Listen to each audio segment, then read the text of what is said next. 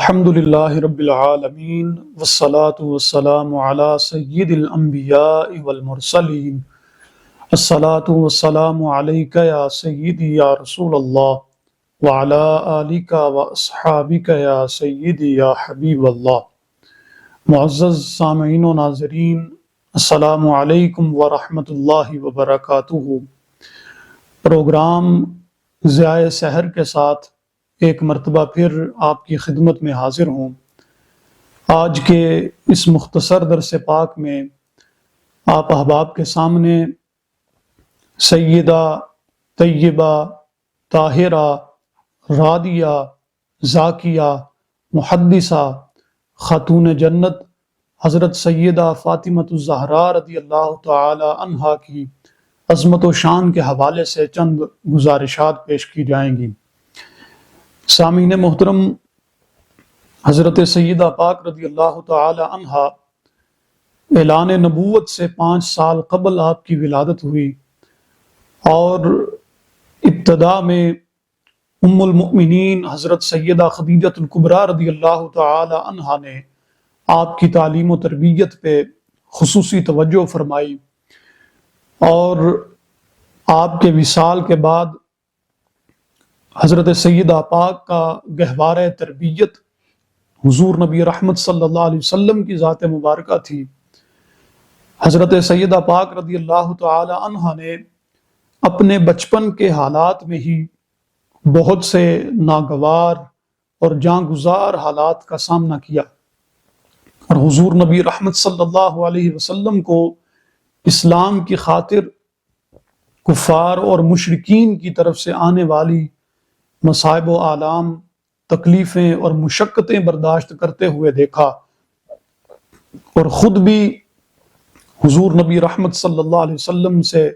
تکلیف دہ چیزوں کو ہٹاتی رہی، ہمیشہ حضور نبی رحمت صلی اللہ علیہ وسلم کے ساتھ ان مشقت بھرے لمحات کو برداشت کرتی رہی۔ اسی طرح آپ نے ہمیشہ زہد و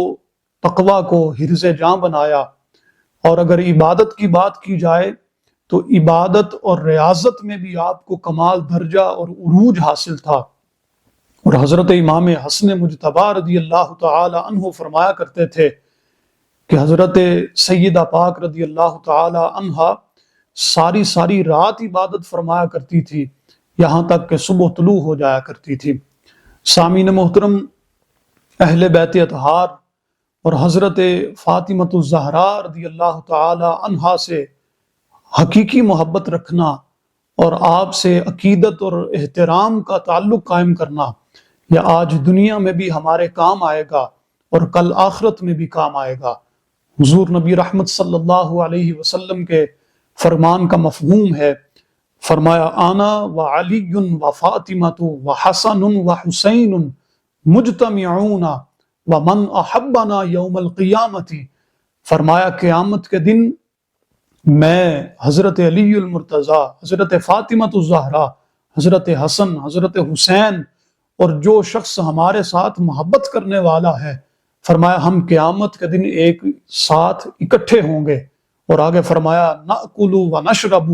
فرمایا ہمارا کھانا پینا بھی ایک ساتھ ہوگا۔ اور ایک مقام پہ حضور نبی رحمت صلی اللہ علیہ وسلم نے ارشاد فرمایا کہ میرے ساتھ سب سے پہلے حضرت فاطمہ، حضرت حسن، حضرت حسین رضی اللہ تعالی عنہما داخل ہوں گے جنت میں۔ تو آگے سے حضرت علی المرتضیٰ رضی اللہ تعالی عنہ نے عرض کیا فَمُحِبُّونَا، کہ یا رسول اللہ، جو ہم سے محبت کرنے والے ہیں، جو ہم سے عقیدت کا رشتہ رکھنے والے ہیں، جو ہمارے ساتھ اپنی قلبی وابستگی کو قائم کرنے والے ہیں، وہ کہاں پہ ہوں گے؟ تو حضور صلی اللہ علیہ وسلم نے فرمایا مِن وَرَائِكُمْ، اے علی وہ تیرے پیچھے پیچھے آئیں گے۔ اور اسی طرح ایک اور مقام پہ حضور نبی رحمت صلی اللہ علیہ وسلم نے فرمایا کہ من احبنی و احب ہذین و اباہما و امہما کان معی فی درجتی یوم القیامت، فرمایا جو مجھ سے محبت کرے گا، جو میرے حسن اور حسین سے محبت کرے گا، جو ان کے بابا حضرت علی سے محبت کرے گا، اور جو ان کی والدہ حضرت فاطمہ سے محبت کرے گا، فرمایا قیامت کے دن وہ میرے ساتھ کھڑا ہوگا۔ یعنی یوں سمجھیے کہ اہل بیت اطہار کے ساتھ اور حضرت فاطمہ الزہرا رضی اللہ تعالی عنہا کے ساتھ محبت کرنے کے بدلے میں اور محبت کے حقیقی تقاضوں کو پورا کرنے کے بدلے میں بندہ مومن کو جنت بھی عطا کی جائے گی اور جنت میں مصطفیٰ کریم صلی اللہ علیہ وسلم کی سنگت بھی عطا کی جائے گی۔ سامعین محترم، اسی طرح جو بندہ مومن حضرت سیدہ پاک رضی اللہ تعالی عنہا سے حقیقی عقیدت کا رشتہ رکھتا ہے، یقیناً اسے جہنم سے بھی دور کر دیا جائے گا، کیونکہ حضور نبی رحمت صلی اللہ علیہ وسلم نے حضرت فاطمہ الزہرا رضی اللہ تعالی عنہا کے نام کی وجہ تسمیہ کو بیان کرتے ہوئے ارشاد فرمایا انما سمیت فاطمہ لأن اللہ فطمہا ومحبیہا عن النار، فرمایا میری بیٹی کا نام فاطمہ اس لیے رکھا گیا ہے کیونکہ میرے رب نے حضرت فاطمہ کو اور حضرت فاطمہ سے محبت کرنے والوں کو جہنم کی آگ سے دور کر دیا ہے۔ تو سامعین محترم، یہ حضرت فاطمہ الزہرا رضی اللہ تعالی عنہا کی عظمت اور شان ہے، اور جو آپ کے ساتھ محبت رکھنے والا ہے اور محبت کے تقاضوں کو بھی پورا کرنے والا ہے، یہ اس بندے کو یہ ساری عظمت عطا کی جائے گی۔ اب دیکھیے کہ کس طریقے سے حضور نبی رحمت صلی اللہ علیہ وسلم حضرت فاطمہ رضی اللہ تعالی عنہا سے محبت فرمایا کرتے تھے کہ جب بھی حضور صلی اللہ علیہ وسلم کسی سفر پہ روانہ ہوتے، کہیں آپ نے تشریف لے جانا ہوتا، تو جاتے وقت آخر میں حضرت فاطمہ رضی اللہ تعالی عنہا سے ملاقات کرتے، آپ سے گفتگو فرماتے، اور جب سفر سے واپس تشریف لاتے تو پھر سب سے پہلے حضرت فاطمہ رضی اللہ تعالی عنہا کے پاس تشریف لاتے، آپ سے گفتگو فرماتے، اور حضرت سیدہ پاک بھی حضور نبی رحمت صلی اللہ علیہ وسلم کے استقبال کے لیے کھڑی ہو جاتی، قیام فرماتی، اور حضور صلی اللہ علیہ وسلم کے دست مبارک کو بوسہ دیا کرتی تھی۔ اور اسی طرح جب حضرت فاطمہ الزہرا رضی اللہ تعالی عنہا حضور صلی اللہ علیہ وسلم کی بارگاہ میں حاضر ہوتی تو حضور بھی خوش آمدید کہنے کے لیے اور استقبال کرنے کے لیے کھڑے ہو جاتے اور اپنی نشست پہ بٹھا لیا کرتے تھے۔ اور اسی طرح یہ حضور صلی اللہ علیہ وسلم کا اپنی پیاری صاحبزادی سے محبت کا انداز ہے۔ اور ایک مقام پہ حضرت ام المؤمنین عائشہ صدیقہ رضی اللہ تعالی عنہا سے پوچھا گیا کہ ای الناس کان احب الی رسول اللہ صلی اللہ علیہ وسلم، کہ لوگوں میں سے سب سے زیادہ حضور صلی اللہ علیہ وسلم کو کون محبوب اور پسندیدہ تھا؟ تو حضرت ام المؤمنین نے فرمایا فاطمہ، فرمایا حضور کو عورتوں میں سے سب سے زیادہ محبوب حضرت فاطمہ تھی۔ پھر پوچھا گیا من الرجال، کہ مردوں میں سے کون سب سے زیادہ محبوب تھا؟ تو حضرت ام المؤمنین نے فرمایا حضرت علی المرتضیٰ رضی اللہ تعالی عنہ۔ سامعین محترم، یہاں ذرا رک کے غور کیجئے کہ حضور نبی رحمت صلی اللہ علیہ وسلم کس طرح سے اور کس قدر اپنی پیاری صاحبزادی سے محبت فرماتے ہیں۔ اور زمانہ جاہلیت میں جب ہر طرف جہالت اور تاریکی چھائی ہوئی تھی، اس جہالت کے گھٹا ٹوپ اندھیروں میں عورت کو کوئی مقام حاصل نہ تھا، بلکہ بیٹیوں کو تو زندہ درگور کر دیا جاتا تھا، اور رتی برابر بھی عورت کا کوئی بھی معاشرے میں مقام اور درجہ نہیں تھا۔ لیکن حضور نبی رحمت صلی اللہ علیہ وسلم کی تشریف آوری سے عورت کو بلند سے بلند مقام عطا کیا گیا، عورت کے سر پہ عزت کی چادر سجائی گئی، اور حضور نبی رحمت صلی اللہ علیہ وسلم نے بیٹیوں کے ساتھ حسن سلوک کرنے کا اچھے سے اچھا درس عطا فرمایا، اور ہمیں بیٹیوں سے ہمیشہ حسن سلوک کرتے رہنے کی تلقین فرمائی ہے۔ لیکن بڑے افسوس سے کہنا پڑتا ہے کہ آج بھی معاشرے میں کچھ لوگ ایسے ہیں کہ جو بیٹیوں کے عطا ہونے پہ اپنے منہ کو بگاڑ لیتے ہیں، اپنے لیے اسے باعث عار اور شرمندگی سمجھتے ہیں۔ حالانکہ یاد رکھیے، بیٹی کی صحیح پرورش کرنے والا اور حضور نبی رحمت صلی اللہ علیہ وسلم کی تعلیمات اور فرامین کے مطابق اپنی بیٹی سے حسن سلوک کرنے والا کل قیامت کے دن اس کا بھی اجر پائے گا۔ سامعین محترم، ایک اور مقام پہ حضور نبی رحمت صلی اللہ علیہ وسلم نے حضرت فاطمہ الزہرا رضی اللہ تعالی عنہا سے اپنی محبت کا یوں اظہار فرمایا فاطمہ بدعۃ منی فمن اغضبها اغضبنی، فرمایا فاطمہ میرے جگر کا ٹکڑا ہے، پس جس نے اسے ناراض کیا اس نے مجھے ناراض کیا۔ یعنی حضور صلی اللہ علیہ وسلم نے اپنی ناراضگی کو حضرت فاطمہ کی ناراضگی کے ساتھ جوڑ دیا، یعنی جو حضرت فاطمہ رضی اللہ تعالی عنہ کو ناراض کرنے والا ہے وہ حضور صلی اللہ علیہ وسلم کو بھی ناراض کرنے والا ہے۔ اور ایک روایت کا مفہوم ہے، فرمایا فاطمہ کی تکلیف میری تکلیف ہے اور اس کی پریشانی میری پریشانی ہے۔ سامعین محترم، قیامت کے دن بھی جب سارے لوگ میدان محشر میں جمع ہوں گے، وہاں پہ اولیاء بھی ہوں گے، غوث اور کتب بھی موجود ہوں گے، وہاں پہ ایک ندا دینے والا ندا دے گا اور اعلان کیا جائے گا، یا اہل الجمع نکسوا رؤوسکم وغضوا ابصارکم حتی تمر فاطمہ۔ اعلان کیا جائے گا کہ اپنے سروں کو جھکا لو، اپنی نگاہوں کو نیچا کر لو، یہاں تک کہ حضرت فاطمہ الزہرا بنت محمد الرسول اللہ صلی اللہ علیہ وسلم گزر جائیں۔ تو پھر حضرت فاطمہ الزہرا رضی اللہ تعالی عنہا 70,000 خادماؤں کے ساتھ آپ کا گزر ہوگا۔ تو یہ آپ کی شان ہے، آپ کا مقام ہے۔ اور پھر جنت میں آپ کے مقام کو حضور نبی رحمت صلی اللہ علیہ وسلم نے یوں بیان فرمایا، ایک فرشتہ میرے پاس حاضر ہوا جو اس سے پہلے کبھی زمین پہ نہیں آیا، اور وہ آج اللہ کی اجازت سے میرے پاس حاضر ہوا۔ اور آگے فرمایا وَيُبَشِّرَنِي بِأَنَّ فَاطِمَةَ سَيِّدَةُ نِسَاءِ أَهْلِ الْجَنَّةِ۔ حضور نبی رحمت صلی اللہ علیہ وسلم نے فرمایا اس فرشتے نے مجھے یہ خوشخبری دی ہے کہ حضرت سیدہ فاطمہ الزہرا رضی اللہ تعالی عنہا اہل جنت کی عورتوں کی سردار ہیں۔ تو سامعین محترم، یہ حضرت سیدہ پاک کی شان ہے اور آپ کی عظمت اور مقام ہے۔ اور آپ دیکھیے کہ اتنی شانوں اور عظمتوں کے باوجود حضرت سیدہ پاک اپنے گھر کا کام خود کیا کرتی تھی، چکی چلایا کرتی تھی، جھاڑو بھی دیا کرتی تھی، اپنے گھریلو کام سارے خود اپنے ہاتھوں سے کیا کرتی تھی۔ اور ایک مرتبہ حضرت فاطمہ الزہرا رضی اللہ تعالی عنہا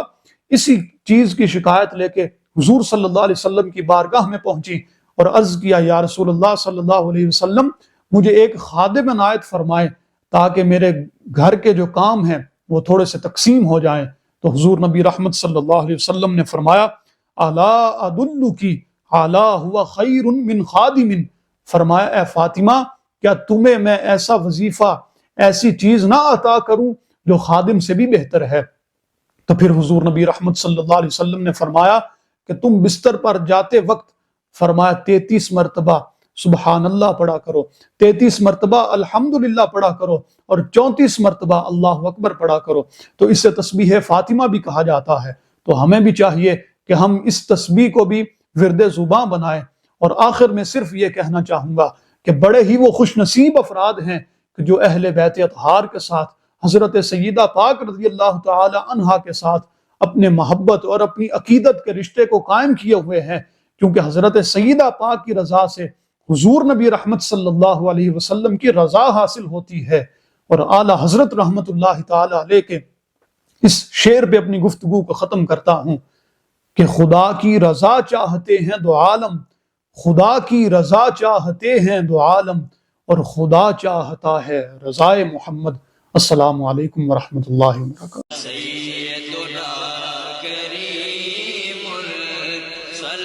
دارالعلوم محمدیہ غوثیہ بھیرا شریف دینی اور عصری تعلیم کا بے مثال ادارہ ہے، جہاں عصر حاضر کے تقاضوں کے مطابق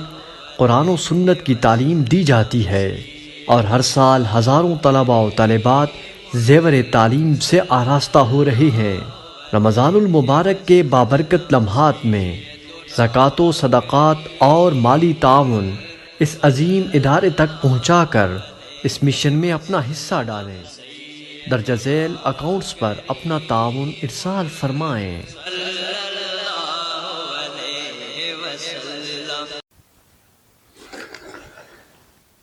دل میں اترتے حرف سے مجھ کو ملا پتا تیرا،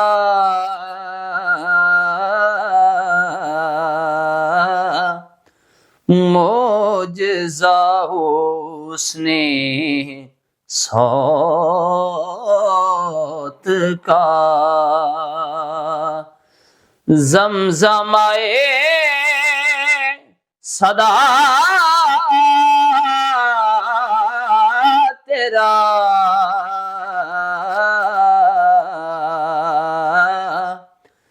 دل میں اترتے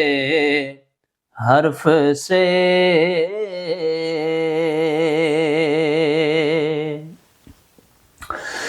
سنگ زنوں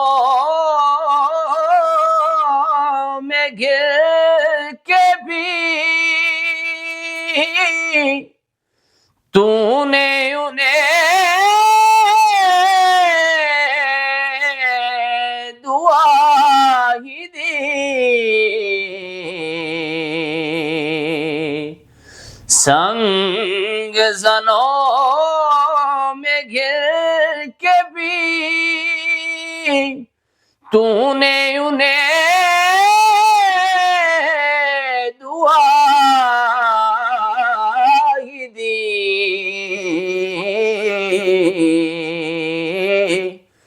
دشت بلا سے بارہا گزرا ہے قافلہ تیرا،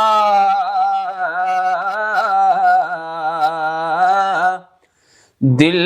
میں اترتے حرف سے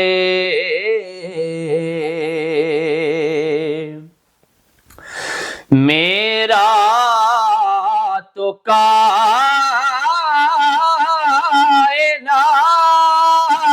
میں تیرے سوا کوئی نہیں، میرا تو کائنات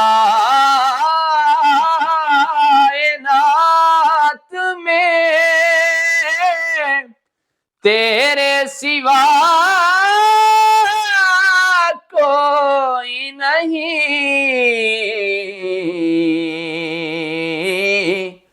عرض تیری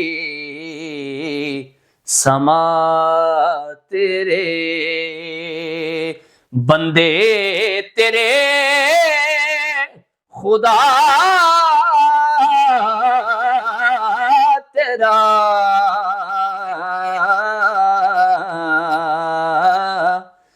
دل میں اترتے حرف سے مجھ کو ملا پتہ تیرا،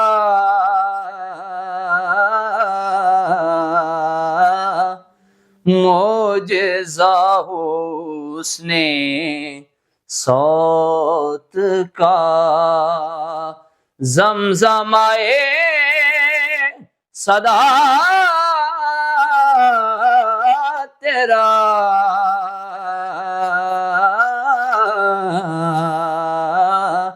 دل میں اترتے حرف سے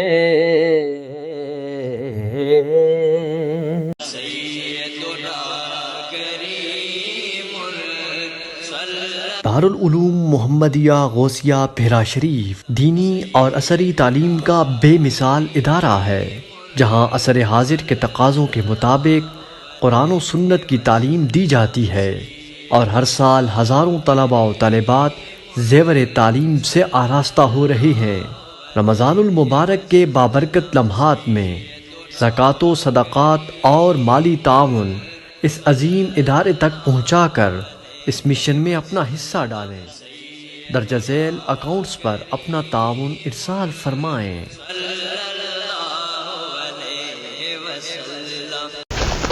نحمدہ ونصلی ونسلم علی رسولہ الکریم،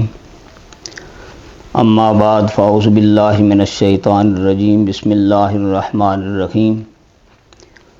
قال اللہ تبارک و تعالی فی الکلام المجید والفرقان الحمید، محمد الرسول اللہ،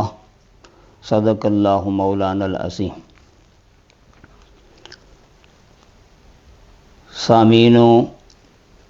ناظرین،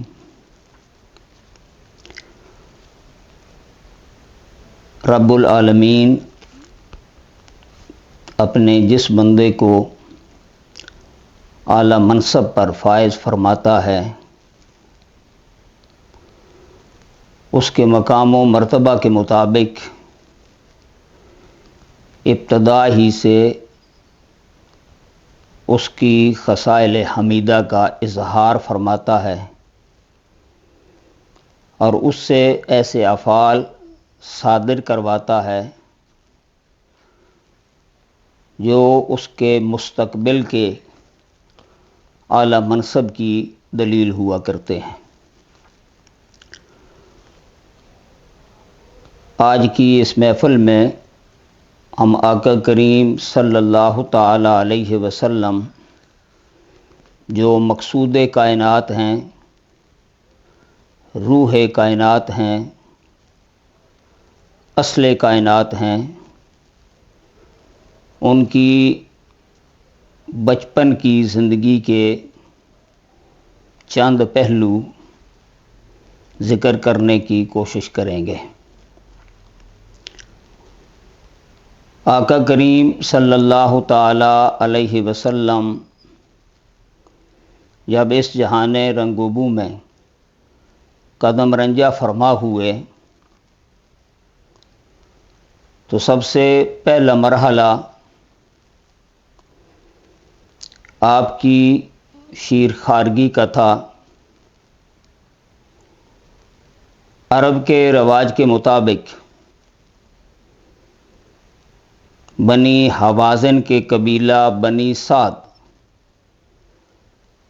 اس سے متعلقہ عورتیں شہر میں آ کر بچوں کو دودھ پلانے کے لیے لے جایا کرتی تھیں، اور بڑے لوگ اپنے بچوں کو دیہاتی ماحول میں حفظان صحت کے اصولوں کے مطابق اور ان کی زبان میں سلاست اور بلاغت و فصاحت پیدا کرنے کی خاطر انہیں دیہات میں بھیج دیا کرتے تھے۔ اسی اصول اور ضابطے کے مطابق جب آقا کریم صلی اللہ تعالی علیہ وسلم کی ولادت باسعادت ہو چکی تو بنی سعد کی عورتیں مکہ مکرمہ میں بچوں کو لینے کے لیے آئیں، لیکن جب بھی کسی عورت نے یہ سنا کہ یہ وہ بچہ ہے جس کے سر سے والد کا سایہ اٹھ چکا ہے اور ان کا تعلق کسی خوشحال یا امیر ترین گھرانے سے نہیں، تو انہیں احساس ہوا کہ اگر ہم نے اس بچے کو اپنی گود لیا تو ہمیں دنیاوی منفعت حاصل نہیں ہوگی، دنیاوی فوائد کما حقہ ہم حاصل نہیں کر پائیں گی، تو آپ کی اس یتیمی کا تصور کر کے وہ دوسرے گھروں کا رخ کرتی اور کسی نے بھی آپ کو لینا گوارا نہ کیا۔ لیکن یہ سرمدی دولت فضیلت اسے ہی نصیب ہوتی ہے جس کا مقدر اللہ کریم نے خود بنایا ہو اور جسے خالق کائنات اپنی ایسی دولت اور فضیلت سے نوازنا چاہ رہا ہو۔ جب ساری عورتوں کو شہر سے بچے مل گئے تو ایک ان میں حضرت حلیمہ سعدیہ تھیں جنہیں شہر سے کوئی بچہ نہ ملا، گو آپ بھی ایک دفعہ آپ کو دیکھ کر چلی گئی تھیں، لیکن پھر فیصلہ یہ کیا کہ میں بچے کے بغیر کیسے واپس جا سکتی ہوں، کیوں نہ میں اسی بچے کو اپنے پاس لے لوں۔ لہذا اس ارادے سے وہ آپ کے گھر حاضر ہوئیں، آپ کو دیکھا تو تو دیکھ کر دل باغ باغ ہو گیا۔ نتیجتاً جب آقا کریم صلی اللہ تعالی علیہ وسلم کو اپنی گود لیا اور آپ کو خوراک مہیا کرنے کے لیے اپنے سینہ کا دایاں حصہ جب پیش کیا تو جہاں پہلے آپ کے پاس اپنا ایک عبداللہ نامی بچہ تھا، اس کی خوراک بھی ان کے سینہ میں موجود نہیں تھی، قحط کی وجہ سے، غربت و افلاس کی وجہ سے۔ اور جو سواری اونٹنی کے طور پر ساتھ لائے تھے، قحط سالی، سبزہ اور چارہ جانوروں کا نہ ہونے کے باعث وہ اونٹنی بھی خشک ہو چکی تھی اور اس کے تھنوں سے بھی انہیں اپنی خوراک کے لیے بھی کچھ میسر نہ تھا۔ لیکن آقا کریم صلی اللہ تعالی علیہ وسلم کو جب انہوں نے اپنی گود لیا تو خالق کائنات نے آقا کریم صلی اللہ تعالی علیہ وسلم کی وساطت سے انہیں وہ کچھ کر دکھایا جس کا انہیں پہلے تصور بھی موجود نہ تھا۔ آپ خود فرماتی ہیں کہ میں نے جب آقا کریم صلی اللہ تعالی علیہ وسلم کو دودھ کے لیے اپنا سینہ پیش کیا تو آپ نے جی بھر کر اس سے خوراک حاصل کی، سیر ہو گئے، اور جب دوسری جانب میں نے آگے کی تو آقا کریم صلی اللہ تعالی علیہ وسلم نے اپنا رخ انور پھیر لیا۔ یہ اس طرف اشارہ تھا کہ گویا رب العالمین نے اپنے محبوب صلی اللہ تعالی علیہ وسلم سے جو عدل و انصاف کی ذمہ داری لینی تھی اس کی طرف پہلے دن سے ہی آپ کو متوجہ کر دیا اور آپ کو بتا دیا کہ آپ کا ایک رضائی بھائی بھی ہے جس کا دوسری جانب پورا حق ہے۔ لہذا آقا کریم صلی اللہ تعالی علیہ وسلم نے اس پہلے دن سے ہی عدل و انصاف کا سبق دیا اور اپنے اوپر عدل و انصاف کو نافذ کیا۔ نتیجتاً جب انہوں نے اپنی اونٹنی کو دونا چاہا تو اس سے بھی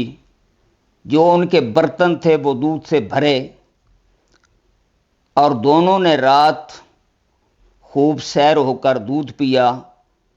اور میٹھی نیند سوئے۔ جب صبح اٹھے تو حضرت حلیمہ کو ان کا خامند حارث وہ کہتا ہے واللہ یا حلیمۃ لقد اخذنا نسمۃ مبارکۃ، بخدا اے حلیمہ ہمیں سراپا یمن و برکت وجود نصیب ہوا ہے، جس کی وجہ سے اللہ کریم نے ہماری اونٹنی کو بھی دودھ سے نوازا ہے اور تیری چھاتی کو بھی دودھ سے بھر دیا ہے۔ تو یہ آقا کریم صلی اللہ تعالی علیہ وسلم کی حضرت حلیمہ سے پہلی ملاقات میں آپ کی برکت کا نفاذ تھا، عطا تھی، جو اس خاندان کو مکہ مکرمہ میں ہی حاصل ہوئی۔ اور جب واپسی کا سفر شروع ہوا تو آپ کی وہ گدی، وہ سواری جس کے اوپر آپ سوار ہو کر آئی تھیں، اور مکہ مکرمہ آتے وقت آپ کی ساری سہیلیاں اور ساتھ آنے والی عورتیں اس سے پریشان تھیں کہ حلیمہ کی سواری کمزور ہے، یہ چلنے کے قابل نہیں ہے، اس نے ہمیں بھی تھکا دیا ہے، ہمارے ساتھ یہ چلنے کی سکت نہیں رکھتی۔ تو جب واپسی کا سفر شروع ہوا، سواری تو وہی تھی لیکن ایک سوار تبدیل ہو چکا تھا۔ اس کا اثر اس سواری پہ یہ پڑا کہ جس وقت واپس یہ قافلہ جا رہا تھا تو اب حلیمہ کی سواری سب سے آگے تھی، اس کی رفتار اب بدلی ہوئی تھی۔ تمام کو اس بات پر تعجب ہوا کہ حلیمہ نے کہیں سواری تبدیل کر لی ہے، کیا وجہ ہے؟ جب آپ سے سوال کیا تو آپ نے ارشاد فرمایا سواری تو وہی ہے، لیکن جو سوار ہے یہ اس کی برکت ہے، اس کی وجہ سے ہماری سواری کی رفتار اس میں تیزی ہے، میرے ساتھ چلتی آؤ۔ نتیجتاً سب سے آگے حضرت حلیمہ کی سواری تھی اور آپ کی سہیلیوں اور دیگر عورتوں کی سواریاں اس سے پیچھے تھیں۔ جس وقت اپنے گھر میں یہ عورتیں پہنچیں، آقا کریم صلی اللہ تعالی علیہ وسلم کا وجود مسعود وہاں ورود پذیر ہوا، تو اس کا اثر یہ ہوا کہ جس علاقے میں سب سے زیادہ کات تھا، کہیں ہریالی نہیں تھی، کہیں سبزہ نام کی کوئی شے نہیں تھی،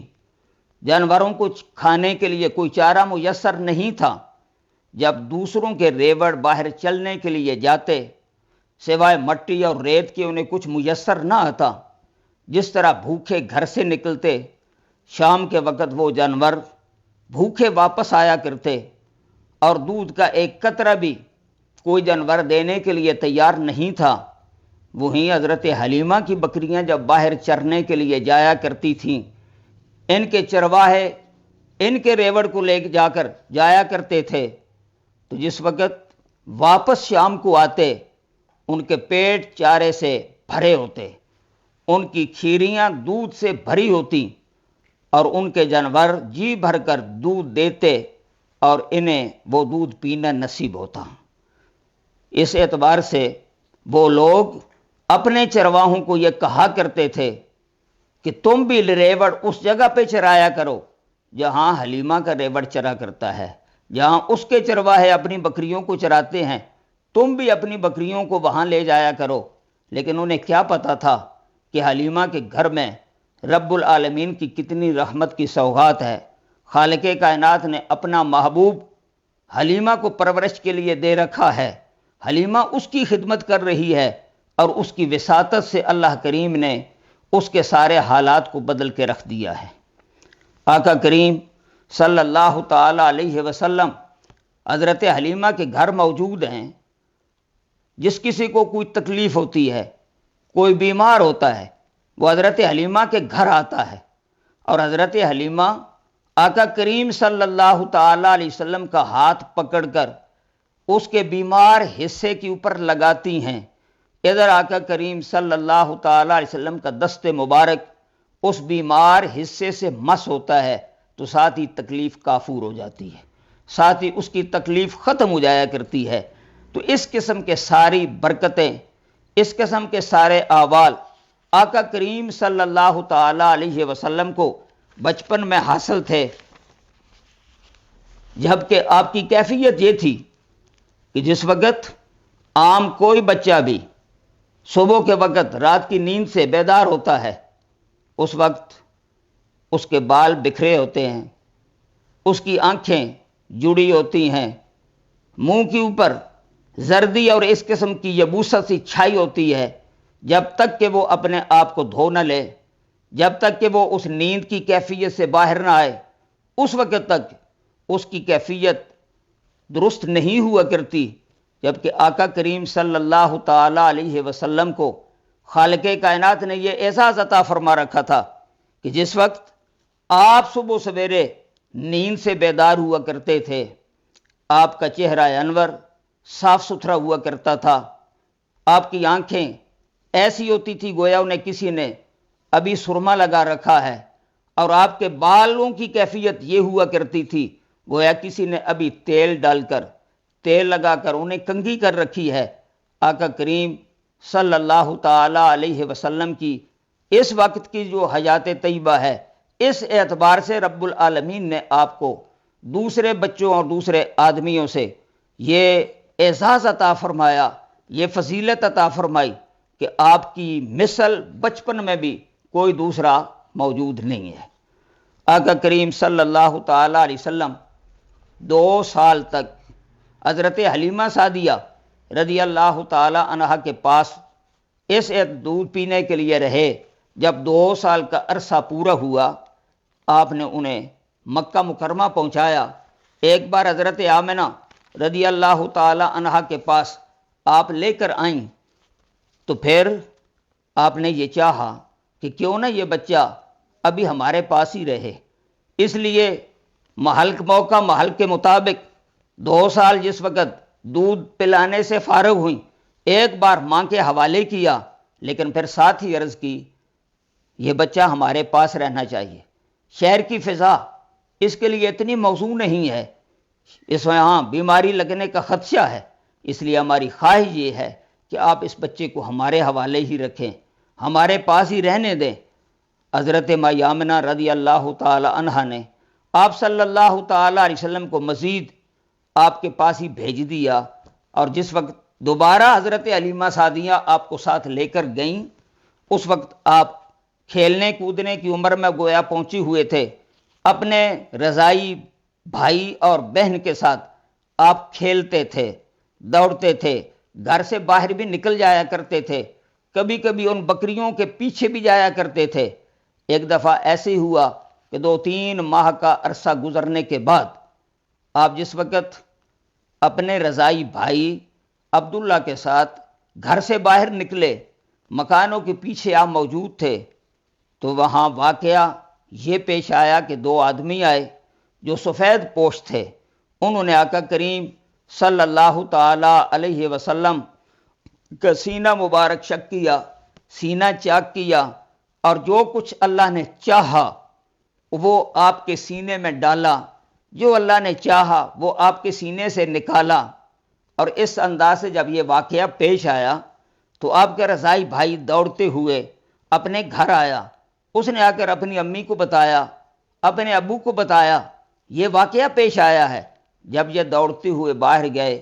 کیا دیکھا؟ آقا کریم صلی اللہ تعالی علیہ وسلم کھڑے ہیں لیکن ششدر ہیں، آپ کے اوپر عجیب سی ایک کیفیت طاری ہے۔ حضرت حارث نے جس وقت آپ کو اپنے گلے سے لگایا، پوچھا بیٹے کیا ہوا ہے؟ آقا کریم صلی اللہ تعالی علیہ وسلم نے وہ جو ہوا تھا سب کچھ بتا دیا کہ یہ کیفیت تھی، اس طرح وہ سفید پوش آئے، انہوں نے مجھے زمین پہ لٹا دیا، میرے سینے کو چیر دیا، پھر اسے اتنی چیز باہر نکال کر پھینک دی، وہ کچھ اوپر اندر ڈال دیا، اس انداز سے اوپر میرے سینے کو ہاتھ پھیر کر اس سینے کو جوڑ دیا۔ تو یہ حقیقت میں شک صدر ہے، اور اس کی وجہ یہ تھی کہ جو اب کھیل کود میں بچوں کی عادات و اطوار ہوا کرتی ہیں، خالق کائنات اپنے محبوب صلی اللہ تعالی علیہ وسلم کو ایسی عادات سے محفوظ رکھنا چاہ رہا تھا جو عام بچے عادات و اطوار کرتے ہیں۔ اپنے محبوب صلی اللہ تعالی علیہ وسلم کو ان سے محفوظ رکھنے کے لیے رب العالمین نے یہ شک صدر کی کروایا، اس انداز سے وہ چیز جو بچوں کو کھیلنے پہ بچگانہ حرکتیں کرنے پر مجبور کرتی ہے، رب العالمین نے اپنے محبوب صلی اللہ تعالی علیہ وسلم کو اس سے پاک کر دیا۔ اسی لیے جس وقت آپ باہر جایا کرتے تھے تو جس وقت آپ کا رضائی بھائی حارث دیگر بچوں کے ساتھ کھیلا کرتا تھا، اس وقت آقا کریم صلی اللہ تعالی علیہ وسلم ان سے الگ رہا کرتے تھے۔ اور ایک روایت کے اندر یہ بھی ہے کہ جس وقت آپ کا بھائی دوسرے بچوں کے ساتھ کھیلا کرتا تھا، آقا کریم صلی اللہ تعالی علیہ وسلم اس سے الگ رہتے،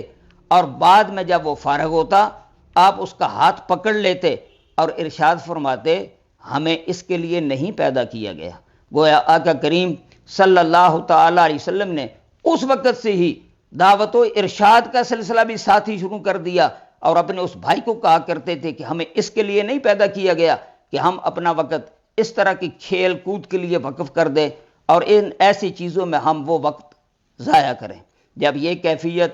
شک صدر کی انہوں نے دیکھی، انہوں نے آپس میں مشورہ کیا کہیں ایسا نہ ہو کہ ان کے اوپر آسیب کا اثر ہو چکا ہو، لہذا بہتر یہ ہے کہ وہ آسیب ظاہر ہونے سے پہلے آقا کریم صلی اللہ تعالی علیہ وسلم کو اس بچے کو ان کے گھر والوں کے حوالے کر دیا جائے۔ چنانچہ چند ماہ کے بعد حضرت حلیمہ ان کا خامن لے کر آقا کریم صلی اللہ تعالی علیہ وسلم کو حضرت ماں آمنہ کے پاس لاتے ہیں اور آپ کو وہاں پیش کرتے ہیں۔ آپ فرماتی ہے کل تو بڑے چاہ سے لے کر گئے تھے، اصرار کر رہے تھے کہ ہمارے پاس یہ بچہ رہنا چاہیے. اب کیا ہوا کہ اتنی جلدی واپس آ گئے, اتنی جلدی لے کر آ گئے.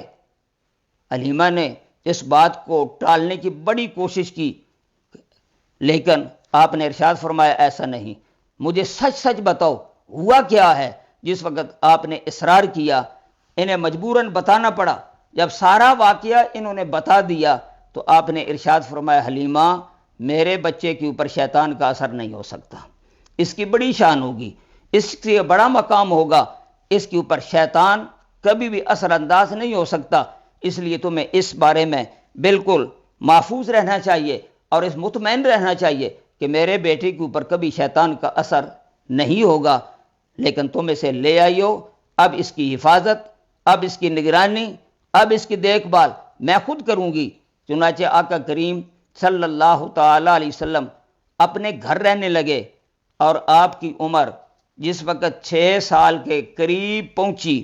اس وقت حضرت مائی آمنہ نے ایک سفر کا ارادہ کیا. اور وہ سفر کہاں کا تھا؟ مکہ مکرمہ سے مدینہ طیبہ کا سفر تھا.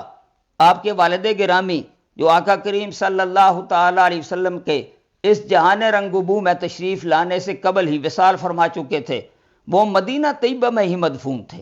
مدینہ طیبہ میں ہی ان کا وصال ہوا تھا. حضرت مائی آمنہ اتنی دیر تک وہاں نہیں گئی تھیں, اور حضرت عبد المطلب کے ننہال وہاں تھے. لہٰذا حضرت مائی آمنہ نے چاہا کہ میں وہاں مدینہ طیبہ جاؤں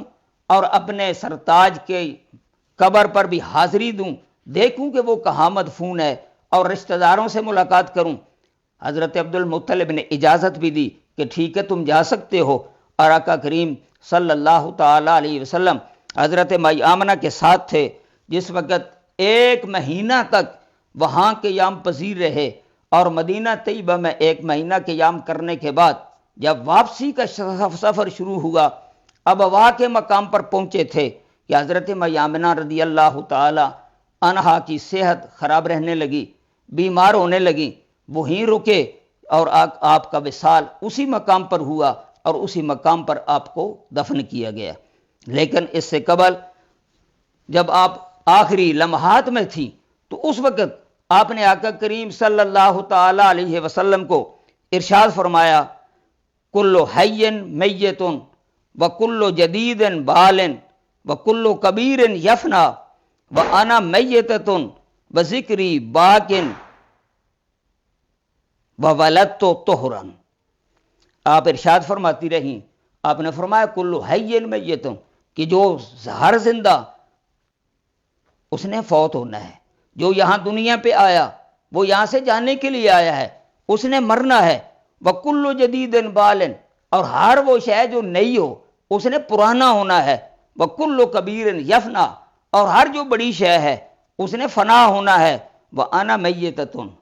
میں بھی مرنے والی ہوں, میں نے بھی موت کا جام اپنے منہ سے لگانا ہے. وَذِكْرِي بَاقٍ, لیکن میری یاد, میرا ذکر وہ ہمیشہ باقی رہے گا. وَوَلَدتُ طُہْرًا, میں نے جسے جنم دیا ہے وہ انتہائی پاکیزہ ہے, وہ انتہائی ہر قسم کی چیزوں سے پاک, مبرہ اور منزہ ہے. میں نے ایک پاک باز بچے کو میں نے جنم دیا ہے, اس لیے مجھے اپنے بارے میں کسی نوعیت کی کوئی فکر نہیں ہے. یہ باتیں کرتے ہوئے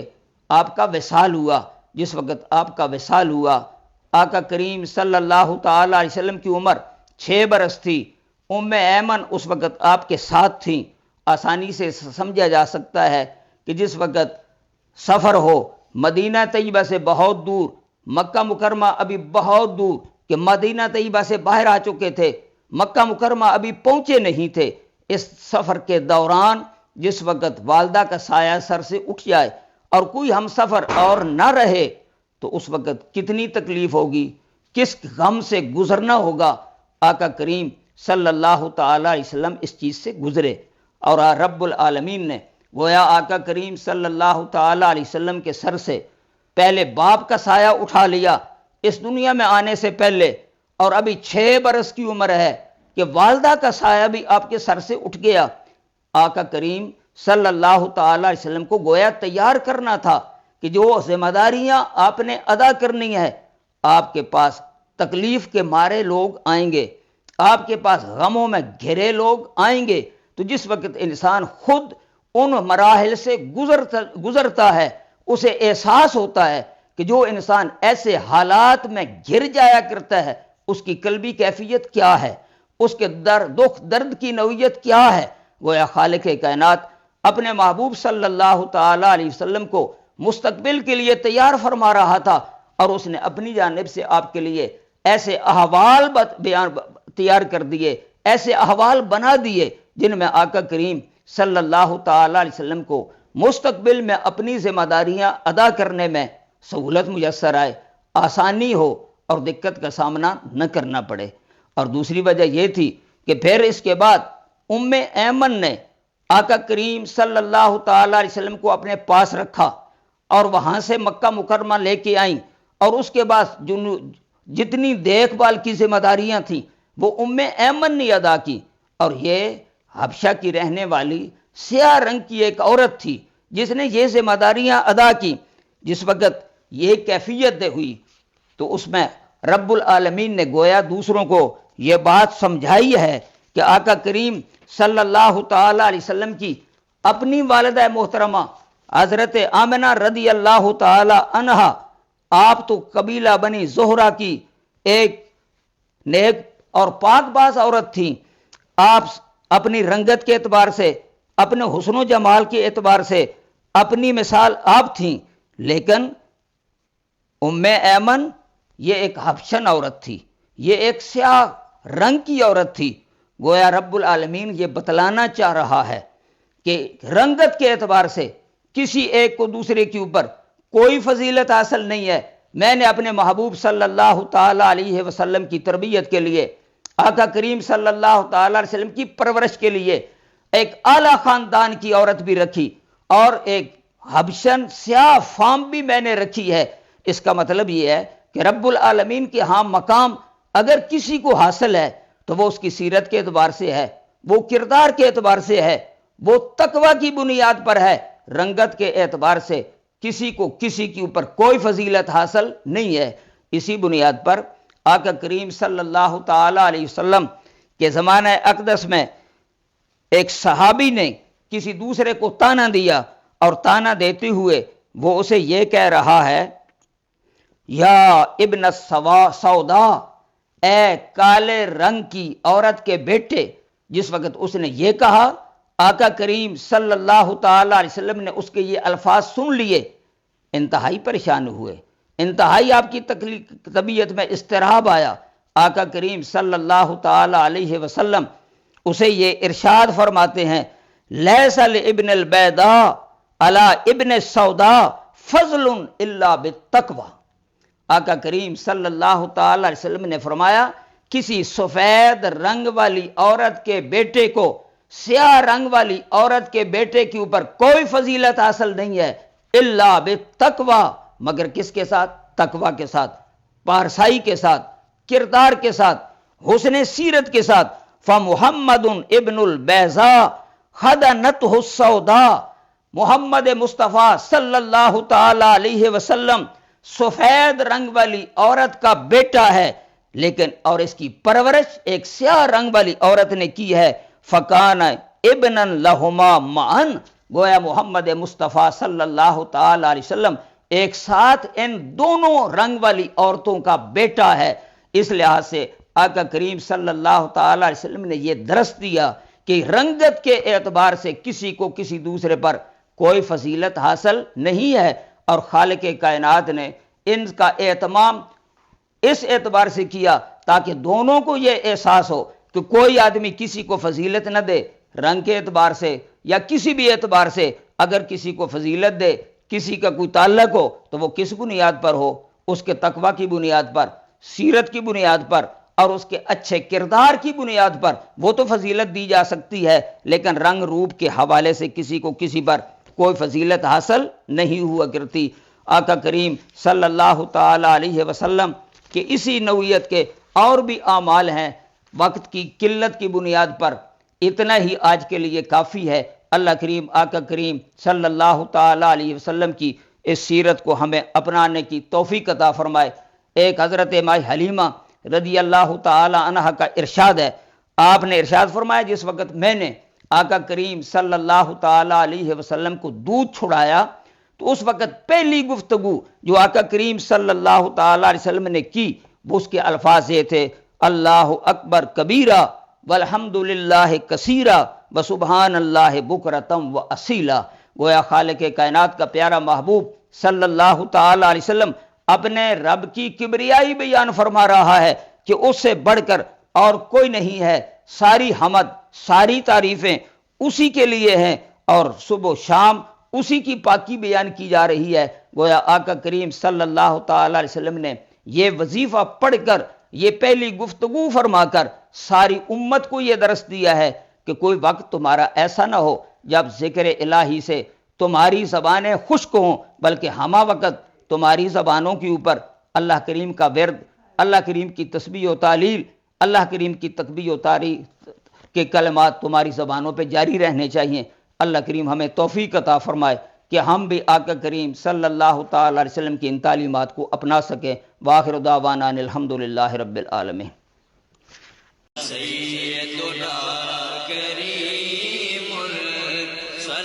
دارالعلوم محمدیہ غوثیہ بھیرا شریف دینی اور عصری تعلیم کا بے مثال ادارہ ہے، جہاں عصر حاضر کے تقاضوں کے مطابق قرآن و سنت کی تعلیم دی جاتی ہے، اور ہر سال ہزاروں طلباء و طالبات زیور تعلیم سے آراستہ ہو رہے ہیں۔ رمضان المبارک کے بابرکت لمحات میں زکوٰۃ و صدقات اور مالی تعاون اس عظیم ادارے تک پہنچا کر اس مشن میں اپنا حصہ ڈالیں۔ درج ذیل اکاؤنٹس پر اپنا تعاون ارسال فرمائیں۔